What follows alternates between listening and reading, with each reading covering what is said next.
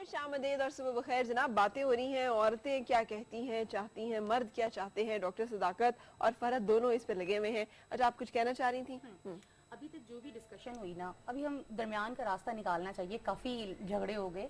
मैं ये समझती हूँ कि जहाँ पे डॉक्टर साहब ने कहा कि गुर्बत के लम्हात को मर्द हमेशा प्रेफर करते हैं, फैंटेसाइज करते हैं, वहाँ पे खवातीन का हमेशा नीड फॉर सिक्योरिटी, ये जो सेंस ऑफ इनसिक्योरिटी है, गुर्बत के लम्हात वो फैंटेसाइज करते हैं, फुलफिल औरत नहीं कर रही होती है। फैंटेसाइज नहीं करते, उनके अंदर उस तरह उसकी भूख उभरती है, जैसे कि खाने पीने की भूख होती है और उससे भी ज्यादा करते रहते हैं सारी जिंदगी कि ये कोई बहुत बुरा काम है, ये कोई बहुत गलत काम है, इसके बारे में सोचना भी नहीं होता, इसके बारे में ये लड़का आपका जो है वो पैदाइशी तौर पे इस मामले में इस चक्कर में होता है। सिखाती हैं मर्द को। मुझे बताएं कौन सी माँ है जो अपने बेटे को डिसिप्लिन करती है?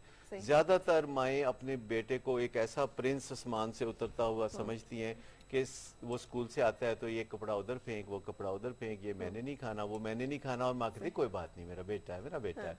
तो यहाँ से आगे जब बीवी आती है ना, तो वो मुकाबले में पड़ जाती है सास के साथ, जो कि वो मुकाबला सास के साथ कर नहीं सकती।